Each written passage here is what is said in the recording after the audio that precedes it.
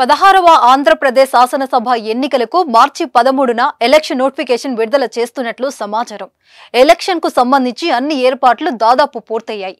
సమస్యాత్మకంగా ఉంటాయనుకుంటున్న నగరాల్లో పోలీసు బలగాలు ప్రత్యేక కవాతు నిర్వహిస్తున్నాయి. ఎన్నికల సంఘం ఇప్పటికే ఏపీలో ఎన్నికల నిర్వహణపైన అధికార యంత్రాంగాన్ని సిద్ధం చేస్తుంది. 2019 ఏప్రిల్లో జరిగిన ఎన్నికల తర్వాత ఏర్పడిన 15వ సభ కాలం 2024 జూన్ 11న ముగుస్తుంది. సభలోని 175 స్థానాలకు ఎన్నికలు జరుగుతాయి. ఏపీలో ఇప్పటికే ఎన్నికల సమరం మొదలైంది.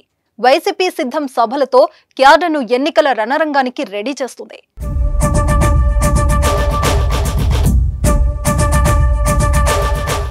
చంద్రబాబు పవన్ కళ్యాణ్ ఎన్నికల సమరశంఖం పూరించారు. షెడ్యూల్ పోలింగ్ తేదీలపైన పార్టీలు అంచనాలకు వచ్చాయి. దీంతో అధినేతలు అలర్ట్ అవుతున్నారు.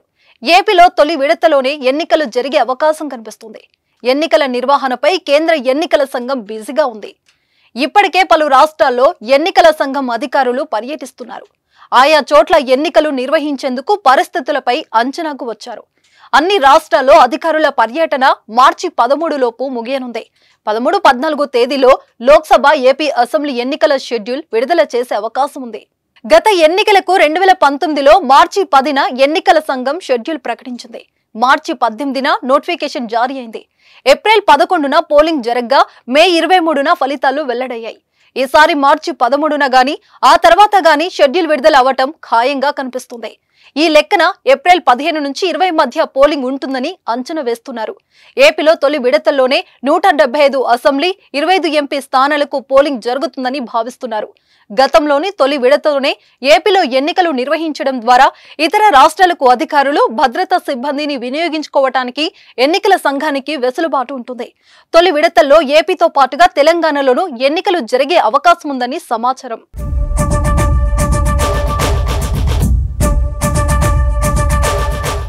ఢిల్లీలో జరుగుతున్న పరిణామాలు, అందుతున్న సంకేతాలతో ఏపీలో ప్రధాన పార్టీలు అలర్ట్ అయ్యాయి.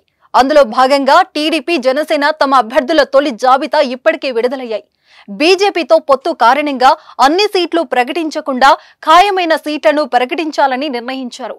బీజేపీ కేటాయించే సీట్లపైన చంద్రబాబు, పవన్ ఒక అంచనాకు వచ్చినట్లు తెలుస్తుంది. ఈ వారంలోనే ఈ ఇద్దరు నేతలు ఢిల్లీకి వెళ్లనున్నారు. బీజేపీ ముఖ్య నేతలతో సమావేశం తర్వాత సీట్లు ఉమ్మడి మేనిఫెస్టోకు ప్రకటన నిర్ణయించారు. దీంతో ఇక ఏపీలో ఎన్నికల ముహూర్తం పైన దాదాపు క్లారిటీ రావడంతో ప్రజల మధ్యనే ఉండాలని ముఖ్య నేతలు నిర్ణయించారు. సీఎం జగన్ కూడా ఎన్నికలకు రెడీ అయినట్లు తెలుస్తుంది. వచ్చే ఎన్నికలో గెలిచాక వైజాగ్ నుంచి ప్రమాణ స్వీకారం చేస్తానని కూడా ప్రకటించారు. దీంతో వైసీపీ అధికారంలోకి వస్తే 3 రాజధానులు పక్కనే సందేశాన్ని జనాల్లోకి పంపినట్లు అయింది. చూద్దాం ఎన్నికల తర్వాత ఏపీలో జరగబోయే పరిణామాలు ఏంటో.